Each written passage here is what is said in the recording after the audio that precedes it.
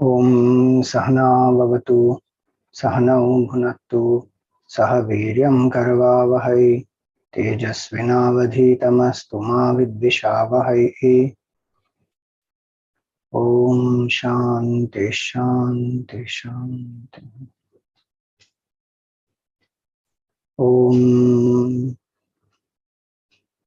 Satchidananda Rupaya Vishvotpatyadihetave Tapatraya Vinashaya Shri Krishnaya Vayam Namaha.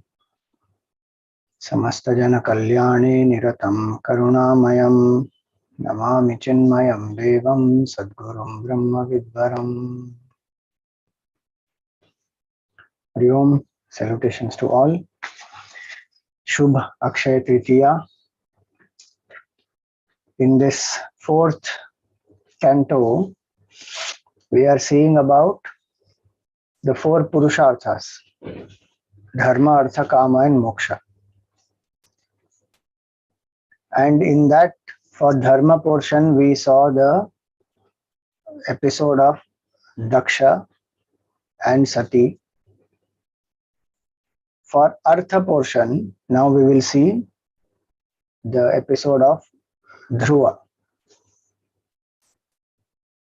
And how interesting it is that today is Akshaya Tritiya, where one buys gold, one does charity. The Char Dhams, they open today. And we are doing this, we are beginning this Dhruva Upakhyan. He started as a devotee wanting the throne, but ultimately attained that which is imperishable. So let us see now Canto 4, Chapter 8. So after explaining about the episode of Daksha and Sati, Maitreya Rishi continues telling Vidurji, he takes a little bit of detour as though to explain some of the creations of Brahmaji. So he says here, Maitreya Uvacha, Sanakadya Naradascha, Ribhurhamso Runeryatihi, Naite Grihan Brahmasuta, Yavasannurdhvaretasaha. So the four Sanat Kumars, Naradji, Ribhu, Hamsa, Aruni and Yati. These are all mind-born sons of Brahmaji. They did not enter a life of a householder. Is Manu, Shatrupa, other Prajapatis, Daksha, all of them, they have taken up household life also and carried forward the creation through their progeny. Some of them they didn't take up here. Those are the names mentioned here. And the word used is Urdhvaretasaha. They are those who live in celibacy or brahmacharya. Urdhvaretas is another term for brahmacharya, whose vital energies flow upwards. So Urdhvaretasaha. Now from Brahmaji we saw different mind-born sons and then Prajapatis, and from there the creation taken forward. But this portion now will also explain about how some of the negative qualities that we see, they are also born. See here. Second verse. Mrisha dharmasya bharyasid dambham mayam cha shatruhan asuta mithunam tattu nirritir jagrihe prajaha. So Mrisha is the female spirit presiding over falsehood, meaning the Devi. Mrisha Devi, who was a wife of Adharma, presiding over unrighteousness, and he is another son of Brahmaji. He gave birth to Dambha. So Mrisha and Adharma gave birth to Dambha. Dambha means false pride. Dambha is the boy and Maya is the girl. So Maya here means deceit. Maya is not that power of Maya of the Supreme Lord. Maya here means deceit. Now the symbolism also one can derive in this, that when there is adharma and falsehood, meaning integrity is not there, truth is not there, falsehood is there. So the combination of adharma and falsehood will give rise to false pride. What one does not have, what does not belong to one, but one will take pride in that. That is called dambha.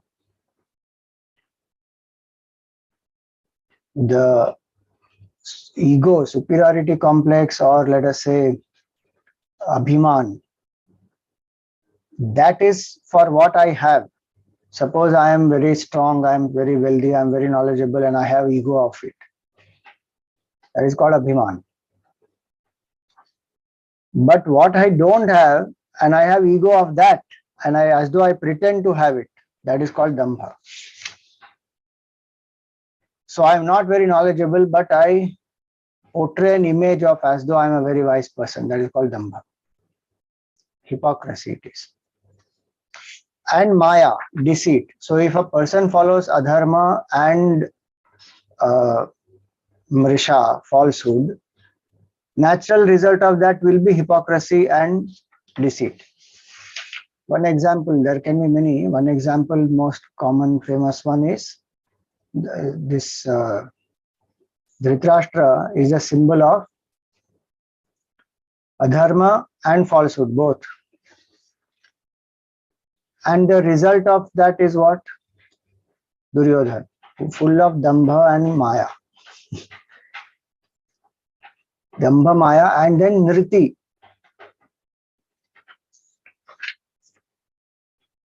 Three are children of this dambha and of adharma and mrisha. Dambha, maya, and nriti. So nriti is the demon presiding over the southwest. She was issueless, adopted the couple as his son and daughter-in-law.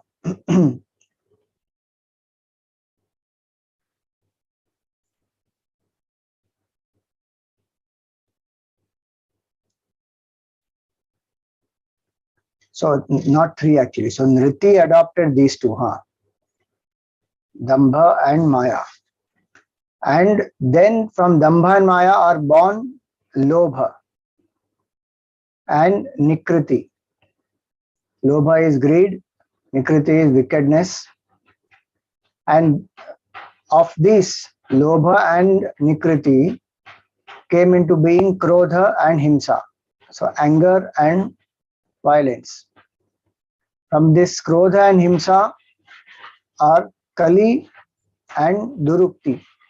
Kali here is cunningness, strife, and Durukti, speech which is abusive, vulgar, Durukti.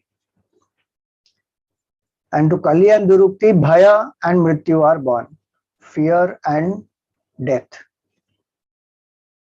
Of fear and death are born Niraya, meaning hell, going to hell, and Yatana, torture, the pain one goes through in hell.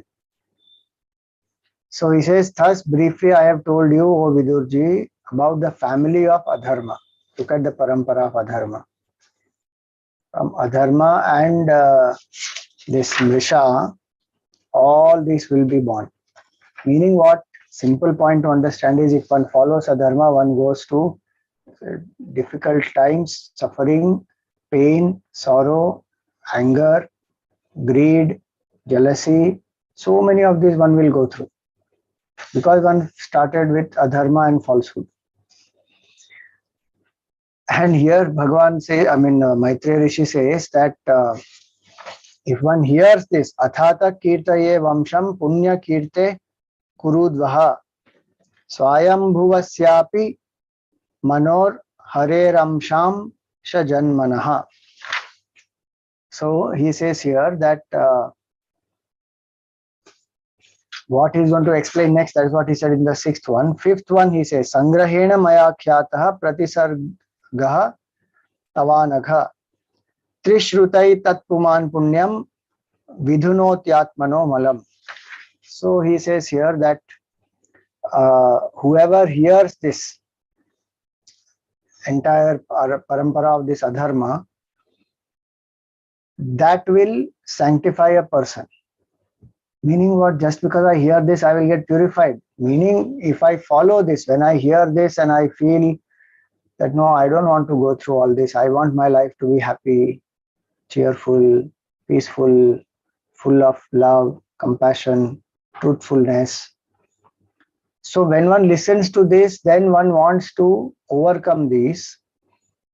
And thrice repeated, if a person repeats this, reflects on this, okay, is this what I want out of life? And for what? The joy is so temporary pleasures. For that, I'm giving up a good quality of life, mental health, and experience after this life also. All I'm losing because of this. So whoever repeats this thrice shakes off the impurity of his mind. Again, obviously, it's not mechanical repetition, it is reflection. Now, of Swayambhu Manu, we saw Devahuti, Prasuti, Akuti, and their lineage we saw.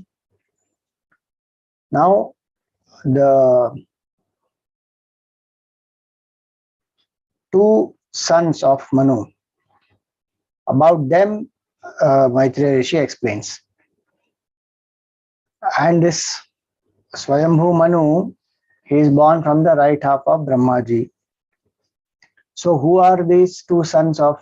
They were mentioned earlier in the earlier chapter when all the three daughters and two sons were mentioned. That time these two were mentioned, but their family, their lineage, what happened in their family, those things were not explained. So that comes up here now. So Priyavrata and Uttanapad, these are two sons of Manu and Shatrupa. And they, of the two now, Uttanapad's story comes up. Now the word Uttanapad is very interesting. Ut means up, Pada means feet. Uttanapada means one whose feet are up. So what kind of a weird person, how can the feet be up? It is not that while living right now his feet are up. That's the etymological meaning of the word Uttanapad, which symbolically means all of us. Jiva, we are the Jiva. Why does it mean all of us? Because generally speaking, we are not talking about exceptions, but generally speaking, when we are in the womb of the mother, we are upside down. And the child, when natural delivery happens or whatever, the child comes out with the head first. So the feet are up. And then the feet come down as we start, growing in life, etc. So all of us are Uttanapad. So this Uttanapad has two wives. Jaye Uttanapadasya Suniti Suruchistayoho. Suruchi Preyasi Patyuhu Netara Yat Suto Dhruvaha. So Suruchi and Suniti, these are the two wives of Uttanapad. Of these two, Suruchi is most dear to him.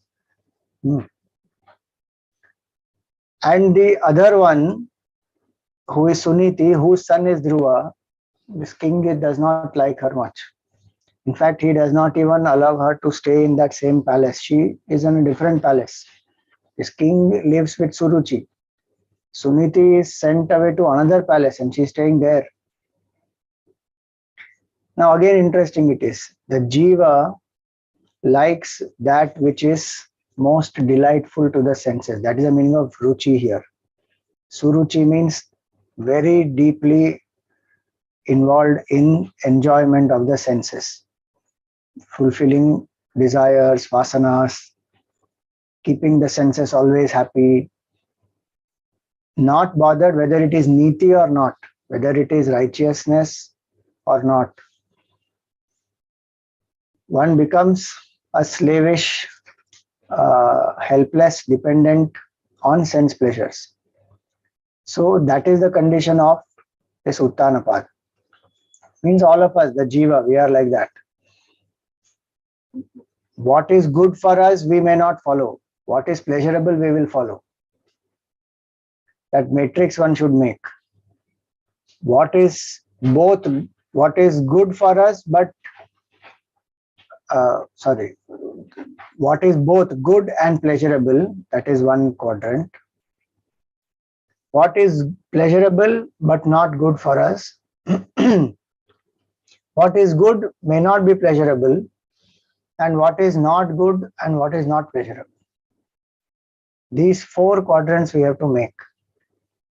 In that, what is good and pleasurable, one may do if it is one's duty. If it's a need, if it's a duty, fine. What is pleasurable, not good, one should learn to reduce the dependence on it and eliminate finally. What is good, not necessarily pleasurable, one may be avoiding that, but one must engage more in that. And what is not good, not pleasurable, leave it. Completely drop. So this ruchi is like that. It will put aside what is good, what is noble. It will make us a victim.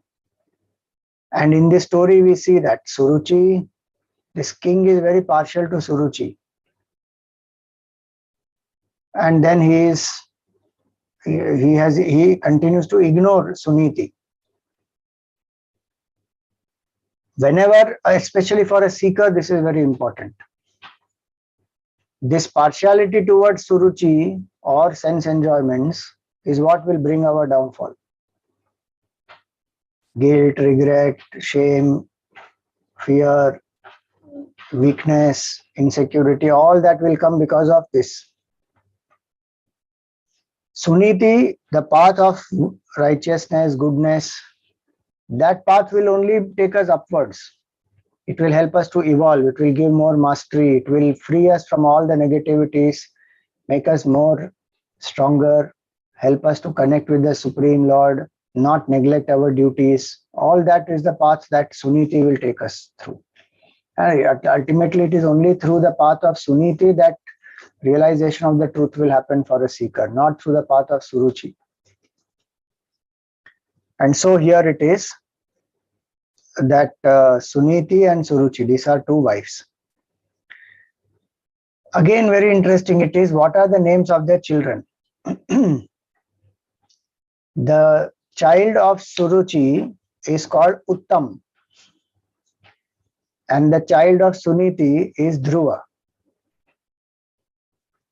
So Uttam, one meaning of Uttam, see, literal meaning and popular meaning is Uttam means best.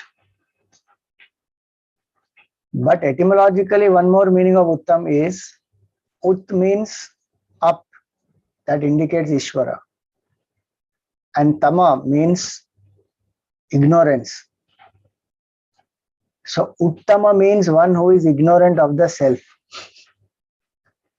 So if the Jiva attached to this Suruchi and sense enjoyments, etc., that Jiva may attain very great things in the world. Uttam vastus they may get. Name, fame, power, position, everything, wealth, all glory one may have. Still there may be ignorance of that self. Uttama means that, ignorance of the self. And even those things that one is having are only perishable. So one has dropped the imperishable and one is going to lose the perishable. So one is left with what? What did I do of this human life? Nothing. Instead of exhausting karmas and realizing the divine, added more karmas, increased my karma baggage. So this Suruchi's child is called Uttam. Suniti's child is called Dhruva. A person who follows righteous path will finally come to Dhruva. Dhruva means imperishable. Dhruva also is a symbol of firm determination. But actually the word Dhruva in the Upanishads also, the word Dhruva is referring to that which is permanent. The Kathopanishad one line comes, Dhruvam adhruveshu iha na prarthayante. The wise people don't seek permanent happiness amidst impermanent temporary things. So Dhruva means the permanent, the imperishable, the absolute. Akshay also means that. So when we follow the path of righteousness, see the words, how beautiful they are. Suruchi, Suniti, Uttanapad, Uttam, Dhruva. They could have chosen any names also. Now, just because this connection is there does not mean the entire story is only symbolic and it never happened. That's another extreme we run into. The symbolism is no doubt brought about, but that does not necessarily mean this never happened. Like when we say Ram, Sarveshu Ramanteti Ramaha. Then Bhagwan Ram is symbol of knowledge, Lakshmanji is symbol of Vairagya, Sitaji symbol of peace or Bhakti. Does not mean Ram, Lakshman, Sita are symbolic and they never existed. So symbolism has its own place. Story has its own importance. Many times both these come together. Sometimes alone it is only a symbolic story. But most of the time it is combination of both. So here it is, the Dhruva, the word Dhruva, Suniti, the person who follows Niti will attain this state of immortality, absolute truth, permanent nature. So for a seeker, this is very, very important to understand. What does a seeker want? The seeker wants to realize oneness with the self. So for the seeker, Vilas will not take the seeker to the state of truth. Virakti only will take the seeker to the state of truth. Suruchi is the path of Bhog Vilas, enjoyment, indulgence. And Suniti is the path of Virakti, following righteousness, dropping the lower tendencies, rising above body identification, having devotion to Bhagavan, that. And that question, what is wrong with enjoyment? Why can't I enjoy also and do this? In the beginning, one may have those questions, but after some time, they will fall away. Because, like Bhagavan says in the 5th chapter, Yehi samsparshaja bhogaha dukkha yonaya evate adyantavanta kaunteya nateshu ramate buddha. Whatever sense enjoyments are born out of sense contact, whether it is physical, mental or both, they all are womb of sorrow. Yehi samsparshaja bhogaha dukkha yonaya evate. They are only wombs of sorrow. In a womb, that fetus grows for 9 months and then comes out. Same way, initially when we enjoy some ice cream or we enjoy something, it appears that nothing happened. But that samskar is laid and that grows. Next time again I want ice cream. So that samskar will slowly become a deep vasana. I will become helplessly addicted and craving will be there. For that one has to work very hard. And the cycle of birth and death will continue. So it's a womb of sorrow. And they have beginning and end. Adyantavanta kaunteya, Bhagavan says this, 5th chapter of the Gita. Nateshu ramate buddha. The wise person doesn't engage in this. So initially one may say, and it's not that one will never enjoy anything, but that bhoga vritti, that vilasa, bhoga vilasa vritti is gone. If there is some food one eats, fine, one enjoys. But the mind is not, craving for it, or the impression is not created that this is equal to happiness. Nothing. It is there, one eats, one enjoys, moves away, moves ahead in life. The focus is not on this. Otherwise, our focus is on how to maximize enjoyment. Sadhak's focus is not on maximizing enjoyment. Sadhak's focus is on turning within, dropping the extrovertedness, turning within. So how can extrovertedness and introvertedness go together? They are opposite paths. One can't have a balance of both these. So whether one is a grahasthi or whether one is a sannyasi, if one wants self-realization, the path is renunciation. Only internal renunciation has to happen, 100%. Externally, depending on whatever circumstances, karma, etc., one does, that's a different matter. But internally, it has to happen. One can't say, I will continue to have bhoga vritti also and I will continue to have yoga vritti also. They both can't go together. Ram and Kam cannot go together. Bhoga and yoga cannot go together. Vilas and Virakti cannot go together. So that is why here it is. Now look at this another point in this story. Sunit, this is just for the sake of story. Uttanapad is the symbol of Jiva. Now this Jiva is the one who is as though balancing, he's trying to have balance between Suruchi and Suniti, but he's not able to do the idea, the attachment towards Suruchi is so much more powerful. So he's neglecting Suniti, which is what we do. Because of Suruchi, so many things we will neglect. Sadhana one will neglect, self-control one will neglect, dharma one will neglect, become adharmic also, become sometimes very selfish. That's what happens to Uttanapad now, you will see. So one who loves this Ruchi may not love necessarily Niti. One will ignore. And one who focuses on the Niti will drop the Ruchi. There's a difference. Now don't start thinking in terms of husband and wife, okay, there. That, oh, he should start neglecting Suruchi and he should pay attention to Suniti. That's why I said don't take that as a story part. Take this in the symbolic aspect. As a seeker, if I have more tendencies and I am leaning towards Suruchi, I will neglect Suniti. Means I will not be able to do justice to dharma, my duties, my sadhana, introvertedness, swadhyay. To the extent what I should be doing, I won't be able to do. Because some people will say, no, I'm doing both. I do every day one mala also and I enjoy in the world also everything. But you could do much more. If this attachment is not there, much more one can do. So one may not do justice enough, or one may do complete injustice and ignore also.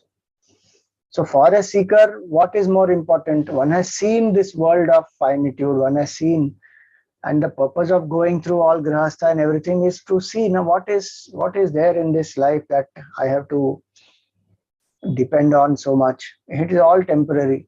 It comes, it goes, and we have no control over it. Some past karma, it will come, it will go. People come, people go. Objects change, technology changes, my body is changing, everything is going on, continuously changing. How much can I keep craving and running behind these temporary things? So a seeker has seen through. Then one starts properly focusing on Suniti. It is not neglecting or ignoring Suruchi, it is rising above Suruchi. That Ruchi is not there anymore. Like we have risen above childhood toys, one rises above. Nothing not required now. Why? So the pursuit of Uttam will reduce. Everything, has to be in a certain standard, and I must have this, I must have that, and that prestige and power and wealth and fame and glory. The mind which was hankering for it, that hankering stops. Or if one has done those things, dedicating it to the Lord, doing it in an attitude of karma yoga, that is the way to rise above it. In that one will enjoy also, see its limitation also, one will dedicate it to Bhagavan also and drop. That is called rising above Suruchi. Then one can seek Dhruva. So now that is the basic aspect of this. Now let us see what he says here further. Once what happened? Ekada Suruche Putram Ankamaropya Lalayan. Uttamam narurukshantam dhruvam rajabhya nandata. So this Suruchi's son Uttam, one day Uttanapad was sitting with Suruchi and this Uttam is there. Uttam is on his lap and he is playing with Uttam. He is loving Uttam. And that time Dhruva came and he saw. Now he also wanted to climb on to the lap of Uttanapad. But Uttanapad shunned him because of Suruchi. He didn't allow Dhruva to come up and sit on his lap. And looking at this, Suruchi got very angry. So what she says, Tatha chikirshamanam tam sankalpaya sapat nyas-tanayam dhruvam Suruchish shanvato rajnyaha sershyamahati garvita. To this Dhruva, who is her co-wife's son, Suruchi, she was very arrogant and very proud. She spoke such harsh words, and this king is just sitting and listening.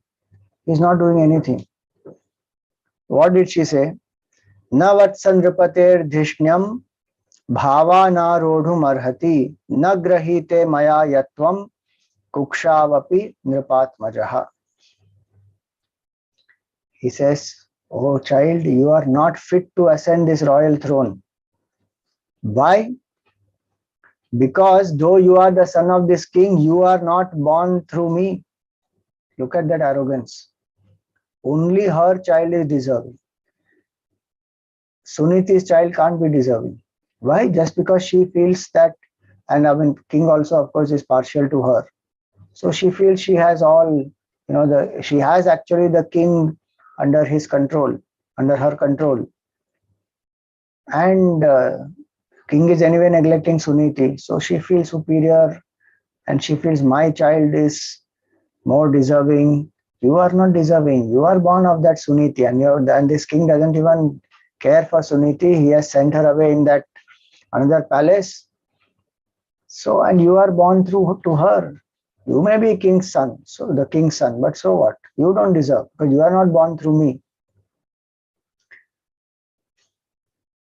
So she says, Balosi bata natmanam anya stri garbha sambhritam nunam veda bhavan yasya durlabherthe manorathaha.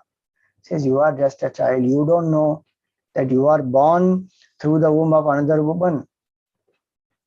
And that is why you are aspiring to get something which is difficult to attain. You are an undeserving fellow, but you don't know what you are, what is, where you are born from. So you are just striving for something that is very difficult and it is not even within your reach. Look at that kind of poison that she is, as though throwing at Dhruva. Pathetic. And then one more line, the worst comes now. Tapasaradhya purusham tasyaivaanu grahena me garbhe tvam sadhayatmanam yaditchasi nripasanam. Look at this absolute arrogance. She says that you go and first propitiate that Supreme Lord, that Supreme Purusha, with lots of penance, austerity, etc. And in blessing, in the boons, seek to be born through my womb. If you want the king's throne, you should be born through my womb. Otherwise, you are not deserving. Height of arrogance. That she tells Dhruva to worship the Lord to be born in her womb. If one has to worship the Lord, why will one ask to be born through this womb of this lady? One can ask the kingdom directly also, through anybody else also. This is her absolute pride. So adharma and falsehood, this is what it is. And then dambha. All this, you can see the play here. So now when she told this, Dhruva felt very, very sad. And ahead it will come. He is only 5 years old. Can you imagine this lady telling such things to that 5-year-old?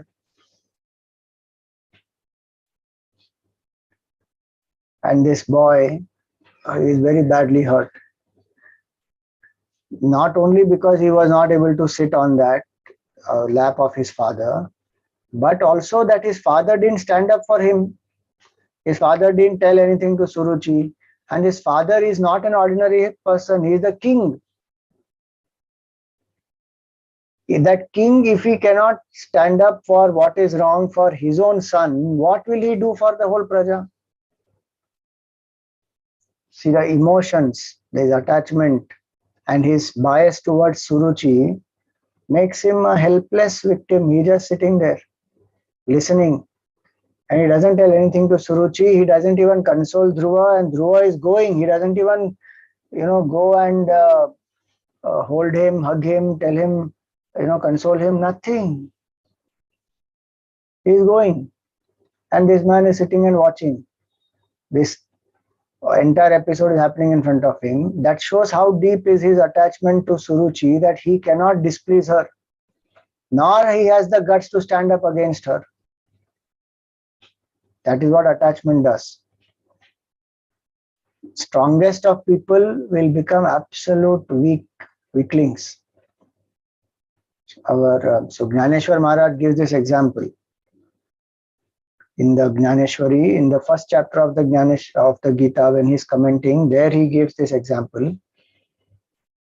The bee, the bee can sometimes drill through even hard wood and make a hole.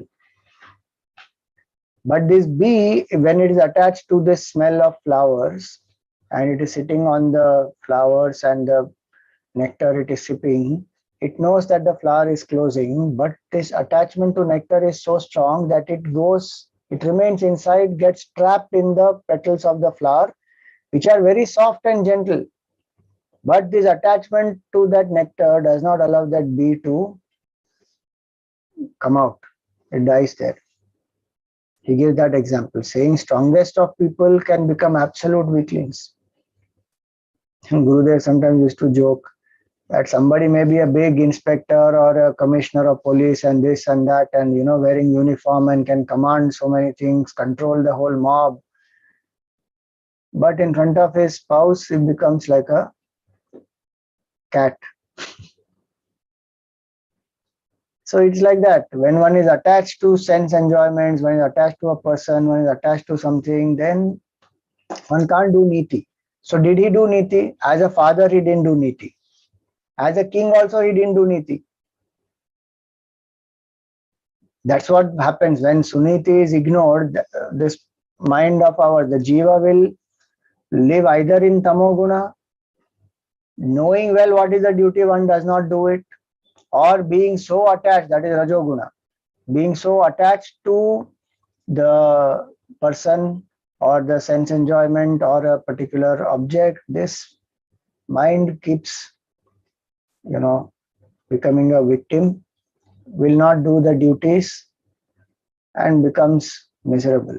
Later on, one will repent, one will feel guilty, shameful, regret, all that one will have. The only method to come out of this is rise to the level of sattva guna. That is a level of detachment, knowledge, balance, peace, vairagya, impartiality, all that is sattva guna. So this Uttanapad, when he didn't do anything, so Dhruva, he didn't get to sit on his lap of his own father. He was not asking something very, unfair. Small child wants to sit in the lap of his own father. What is wrong? So he couldn't sit in the lap of his father. His mother scolded him very badly. The stepmother scolded him very badly, made him feel absolutely unworthy for not having been born through her womb. And the king, his own father, forget the king, his own father also did not stand up for him, nor did his father console him. This is what Dhruva went through. Did Dhruva go to UN Human Rights Council and say that, my human rights were violated and abused and all that?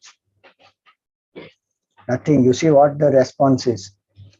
Dhruva goes to his mother. He's a Kshatriya. He's a child of the king. So he has anger inside him. It's not that he is some, very goody person who will never ever get angry, such a pious person. So he felt very angry, he felt very sad, he was crying also, and he went. So the example given here is hissing in indignation like a serpent bitten with a staff. Dhruva left his father, who kept gazing mutely. Father was just mutely listening or watching. He didn't do anything. And so he went to his mother. Now, when Suniti saw that Dhruva has come and he's crying like this, immediately she lifted him and, in her arms, and very, very concerned she was, and she was asking him what happened. Now look at Dhruva. He does not want to criticize the stepmother. One may say that, okay, as a child he was so affected that he didn't want to speak at that point in time. That one possibility is there, because he doesn't tell the mother what happened. Mother makes enquiries, and the attendants in that place, in the palace, they find out everything, and then they come and tell her. But some commentators and kathakars, they will say, they say this, that Dhruva didn't want to criticize his mother, that Suruchi. That's the samskar that Suniti has also put in him. And if you see, Suniti also will not criticize Suruchi. So in Suniti's mind, the sattva guna that is there, she has ensured that those sattva guna samskars, those good values and qualities, she is able to impart to her son. So she does not criticize Suniti. Even after the attendants come and tell her, she doesn't criticize. So Dhruva doesn't tell, and the attendants find out, they tell everything, and Suniti comes to know. So Suniti definitely feels sad. It is not that she will not react at all to this. Though she may not have spoken ill about Suruchi, she still feels bad. So here it is said that, scorched by grief as a wild creeper by the forest fire, the young girl lost heart and cried. Her eyes, which were graceful as a pair of lotuses, were filled with tears as she recalled the remarks of his co-wife. How can Suniti say all these things? You don't deserve the throne. That child didn't want the throne. He just wanted to sit on the lap. And that you should have been born through my womb, and then go and pray to Bhagavan to be born through my womb next time. Then you will be deserving. Now she is recollecting this here. How can she say all this? Then she composes herself, and see what response she gives. 17th shloka here. Dirgham shwas. Tune is different. Dirgham shvasanti rajinasya parama apashyati balakamaha bala ma mangalam tata pareshu mamstha bhungte jano yat para dukkha dastataha dukkha dastat. See, first thing she says, don't entertain evil thought about others. Oh dear child. What we are going through is because of our own karma of the past. A man reaps in this very life the suffering he has inflicted on others in previous life. Some karma must be there in past life. Something between you and your Suruchi must be there, and the result you are experiencing now. So don't think evil of her, because that will increase the karmic connection. That is one important point to understand. We have seen this earlier also, that when we think negative about anybody, evil about anybody, we are thinking like that because we don't like that person, and we want that person to be, maybe sometimes we feel that they should be even hurt or harmed, or they should go through some loss, pain, sorrow. But because we don't like them, we don't want to connect or associate. But when I'm thinking negative like this, I'm increasing my karmic connections with them. So better not to do that and spoil my mood here also, and my life hereafter also. And to a 5-year-old, she's saying this, it must be some past. So don't blame Suruchi, don't condemn her. This is good samskar. Of course, here it is a personal choice also. In certain cases, if one has to go back and say, one can go back and say without feeling ill will against the opposite person. That is what Vedanta tells us. It's not that always somebody does wrong to us and we should not tell them anything. No, it's not like that. We can go and tell what we want to, be firm, assertive, polite about it, and in an impersonal way, a non-provocative way, one can go and tell also. But here she's making a personal choice. So she says that don't think of evil about others, and understand that if something has come in my life, it is some past karma only. So it is taking charge of one's life and not blaming others and not feeling like a victim. See, both these, Dhruva, at such a small young age, the mother is making him understand this. Don't think evil of others, don't blame them, and you don't become a victim also. Because when I start doing the blame game, then I will feel a victim. I feel helpless, and I will feel that wrong has been done to me, and I need sympathy, I need empathy, all that. This is saying that my life, what I'm experiencing is because of some karma of my past. Now, how to deal with this? Let me focus on that instead of brooding over why this happened to me, why I did not do anything wrong, yet this happened to me. Suniti is not brooding over it. That is why she is able to tell this to the child. Suniti knows that the husband is ignoring her, neglecting her. He has more preference to Suruchi, but she has accepted it. That is her mindset. And she has not swerved from the path of dharma. She is not feeling jealous of Suruchi. She is not trying to instigate and make Suniti suffer. Nor is she trying to do something to become more favorite of the king. None of that. If that's what the king wants to do, that is his choice. She has chosen another path, which is her sattvic path, and she is accepting. Again, I'm saying this is a personal choice. If somebody wants to do something else, that is their personal choice. Not that this alone is the ideal choice that everybody should make. In this story, it happens like that. She doesn't feel anything, and she is having a clear, objective mindset. She is focusing her energies more on herself, her evolution, her sadhana, etc. That's why she is able to tell this to the child. How much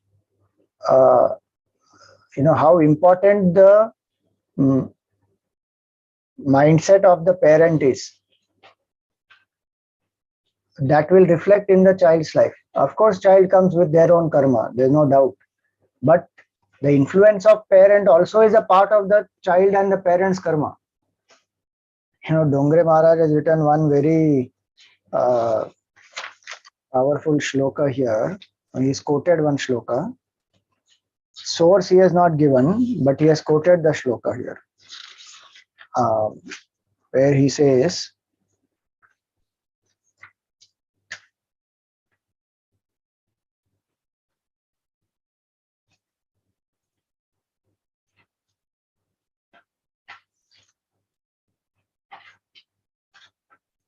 one minute.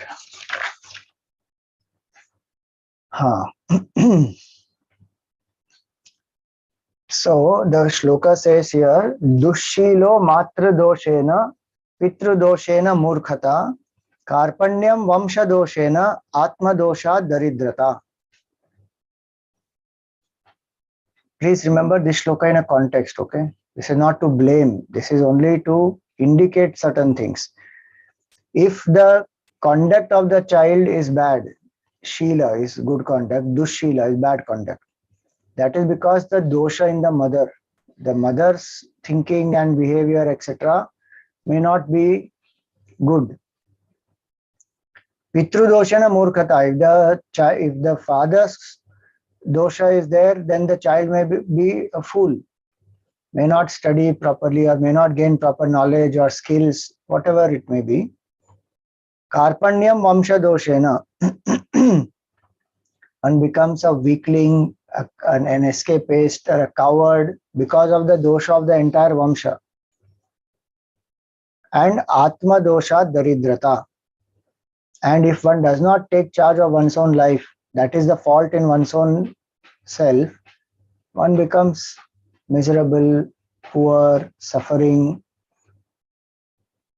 So the idea is, there are many factors for a child's life, but parents' factor is a very, very important factor. If the parent is strongly rooted, grounded in the values, it will transfer on to the child, irrespective of what the world is doing. So here it is that Dhruva is given the right direction.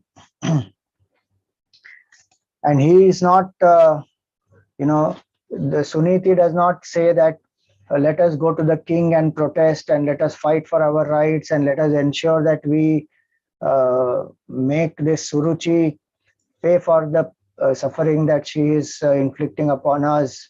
None of that. So she says here that you don't entertain evil thoughts. It is because of some past. And then she says that it is true. Suruchi has truly said that you were born in the womb. You were born in the womb and brought up with the milk of my wretched self, whom the king feels ashamed to accept as his wife, nay, even as his servant maid. So that is what the king is doing, and what Suruchi said in that context is true, because the king is not even acknowledging me as a wife, as a servant maid. Forget as a wife. That's what she says.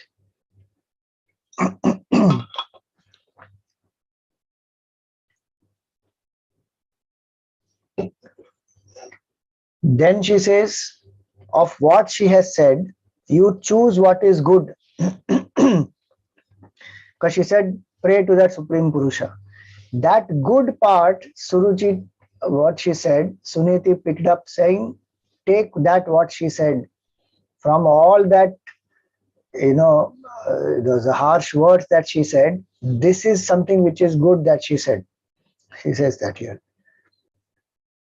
Atishta tat. Oh, that tune is different, huh?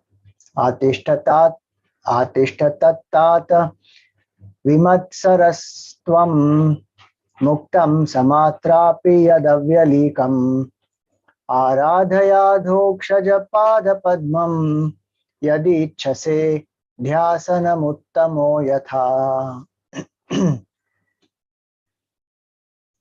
Very beautiful shloka that is. She says that you abide ungrudgingly by those words which, though uttered by your stepmother, are nonetheless true, and adore the lotus feet of Lord Vishnu, if you aspire to ascend the royal throne like Uttama. So if you want the throne, pray to Bhagavan Vishnu. He will fulfill your desires. And that portion of her talk you take. She said you pray to Lord Vishnu for being born through my womb. Suruchi, when she said this, Suniti has picked up only one part, saying she said pray to the Lord, but you change the purpose. You just pray to the Lord that you may be able to ascend on the throne. So this is the pursuit of Artha, the throne. and you want that throne, you pray to Bhagavan. So now please see one more point here. When people say don't ask God for anything, we should not ask God for anything, who said that? The mother only saying, and the Purana is saying here, that you want the throne, pray to Bhagavan. Nothing wrong in asking Bhagavan for anything material. Because anyway, I'm going to ask the world, I'm going to approach people, I'm going to work hard, I'm going to, find out who can help me in all this, and then I'm going to fulfill that desire. And then I will have the ego that I did it all by myself. Better it is to pray to Bhagavan and say, Bhagavan, I want this, please bless me with this. And when one does the effort, one remembers, this is by God's grace I'm putting the effort. And when one gets the result, one says, by God's grace only I got the result. And there is no ego then in that. So Suniti says, you pray to Bhagavan for this. Now, she says, it was by worshipping that Supreme Lord who assumed the quality of Sattva for the protection of the universe that Brahma attained to that most exalted position. Even Brahmaji, we remember we saw in the earlier part of Bhagavatam. Brahmaji sat quietly and he just heard the word tapa tapa. So he started doing tapasya. And Vishnu Bhagwan was pleased finally, and then he manifested, and Brahmaji had the darshan and the knowledge of Bhagavatam, Chatushloki Bhagavat, and all that we saw. So even Brahmaji got the position of Brahmaji only because of worship of Lord Vishnu, and he was able to take forward the creation also because of that Supreme Lord. And even your grandfather Manu, she gives that example of the Vamsha, the lineage also. That even your grandfather, the worshipful Manu, he got both earthly and heavenly bliss as well as the final beatitude, moksha, by worshipping the Lord with single-pointed devotion. So she says, therefore you take refuge in that Lord. This is one thing we should remember. Whatever material desires we may have, first pray to the Lord and every day seek from the Lord.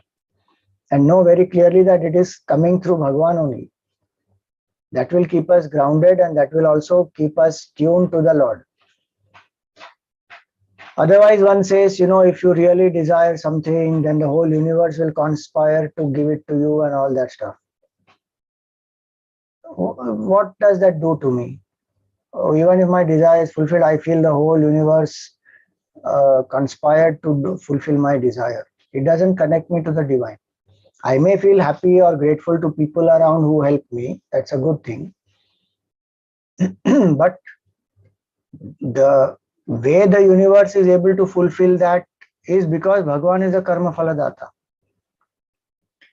The ichha that is rising in my mind is also happening because the Lord enlivens this body, mind, intellect. Then that mind has the ichha. Otherwise, that ichha also will not arise. We will not become aware of that ichha also. So from the time that ichha is rising to whether it's a dharmic ichha or not, the buddhi can decide. And if it is a dharmic ichha, then one can pursue and seek it from the Lord and then put the efforts to get it. So very important to channelize the desires to Bhagavan before we come to desirelessness. And it is through this that Bhagavan's grace we will experience, and we will also know clearly that, oh, this is not a desire worth asking Bhagavan. I want somebody to be destroyed. That's not a desire worth asking Bhagavan. I want to do something illegal, immoral, hurtful, harmful. That is not worth asking Bhagavan. So the buddhi also will become sharp, alertness, vivek will happen. Of course, for that bhakti is required. Bhagavan, one should know that Bhagavan is real. And the connection with the Lord has to be that bhavna-oriented connection, not some mechanical thought process, or just to think that God is some power, God is some energy, or to deny God and say that the universe I believe in, nature I believe in, nature is doing all this, I don't need any God. Then these feelings will not come. Then this bhavana will not come. And then that is the way the desires will keep multiplying. If I connect to the Lord and I say, Bhagavan, I seek this, will it not be at some point I will also think that how much can I keep asking Bhagavan? Even without asking, Bhagavan is giving so much. Another thought will also come, what did I give to Bhagavan? I am only taking continuously. What did I give? How did I serve the Lord? What am I doing when He is doing so much for me? All this is bhavana. All this is the feeling. And all this will purify the mind. It will give us strength in sadhana also and in vyavahar also. Look at Suniti's life. That is a big example for it or not. Though the situation is very provocative and it is a conducive situation for a family fight to happen, and she could have easily put her husband into a dilemma saying, you choose her or me properly, once and for all you decide. I leave. Bye bye. Finished. She could have done any of that. She chose to give a sattvic response. So the situation may be provocative where people do things nasty against us, but as a sadhak, we have choices to make. We can make our sattvic choices and it will lead to good. You see, ultimately what happens, Dhruva attains that Dhruva pada and he gets the kingdom also here. And he got darshan of Bhagavan also. I mean, what more does Dhruva want? So when we think that, oh, we allowed them to get away with it and, we didn't say, again, I'm saying it is a choice that individual is making. If I need to get back, I should get back also. In a sattvic way, in a polite, non-personal way. But not necessarily all the time I have to react only. And only then I am, defending myself or I am standing up for myself. By making the sattvic choices also, I stand up for myself because that is in my interest, in my spiritual evolution. For my spiritual evolution, it is important. And I choose to let go. That somebody made a nasty comment. What do I have to do against that? Why do I have to prove to Suruchi that why is it that your womb only is worthy and the child born through me is not worthy? I don't have to prove anything to anybody. So Suniti takes that sattvic choice and she says, you pray to Bhagavan. From what she said, all that you rest of it, all you ignore, just take that one, pray to Bhagavan, directly ask Bhagavan for the throne. And you will get that throne which is even greater than this. So she says that I find none other than the Lord with lotus-like eyes who can wipe out your sorrow. Even Shri, meaning Mother Lakshmi, who is eagerly sought by all others, she seeks him with a lotus in her hands. So go, Dhruva, you go and seek Bhagavan. This is what she says. So for today, we will stop here. And Dhruva, when he heard this, he also does not hesitate. He says, my mother said, go and pray to the Lord. And he sets out to go to the forest. Very interesting. The mother here is sending the child to the forest, 5-year-old child. Okay. This is called operating from strength. She didn't victimize herself. She didn't make the child feel that you are a victim. And she did not indulge in blame game, nor did she react. And she had the clarity to say that whatever happens to us is because of our past life. So let us take charge of our life and our responses. No point in blaming. And from what people said, we should take what is appropriate, leave the rest of it. She said, worship the Lord. That's a good point, very good point. Now go, worship. She didn't have a false ego saying, Suruchi said such and such things, and how dare she say things, and I am going to do exactly opposite of what she said. I am going to make her feel bad for what she said. None of that. She didn't have the ego to say that, how can I take out something good from what she said? These are all good qualities. Even if somebody who has hurt us has said something which is correct or which is beneficial or important, there's nothing wrong in taking. If that's what is helping to evolve, there's nothing wrong in taking that. That point is evaluated at its merit, not because who said it. Because I don't like somebody who said it, even if the point is full of merit, I will avoid. Then that is operating out of ego. So for today, that's where we will stop. Any questions?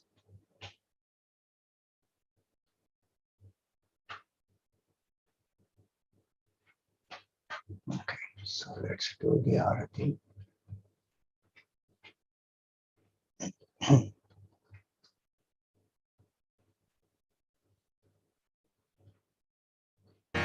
मंगल आरती प्रिया प्रीतम की, मंगल प्रीति रीति धूम की, मंगल कांति हसनी दसगन की, मंगल मुरली दीना धुन की, मंगल आरती।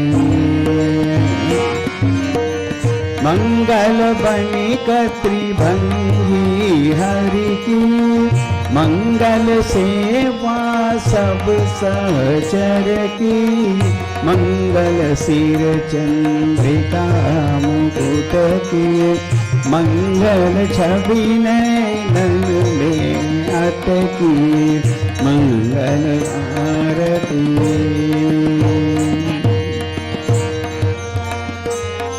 पभी अंग अंग की, मंगल गौर श्याम रंग की, मंगल अति कटि पियरे पट की, मंगल चितवनी नागर नट की, मंगल आरती।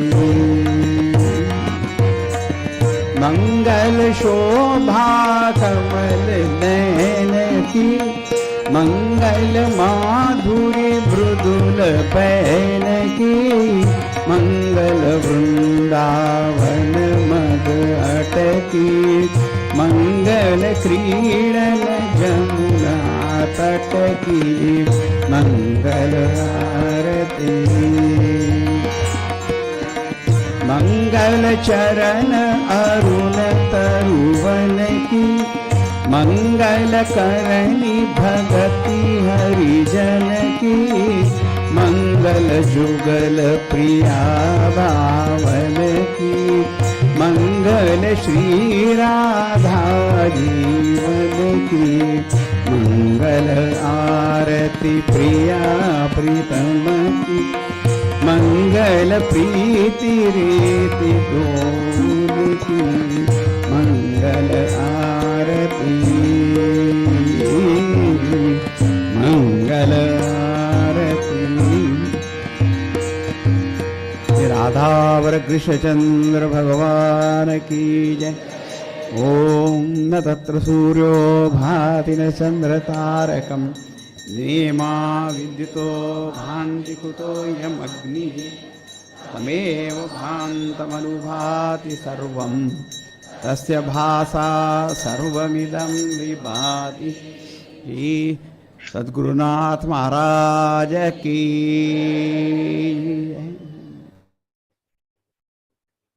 ओम पूर्णमदः पूर्णमिदं पूर्णात् पूर्णमुदच्यते, पूर्णस्य पूर्णमादाय पूर्णमेवावशिष्यते। ओम शांति शांति शांति। हरि ओम। श्री गुरुभ्यो नमः। हरि ओम।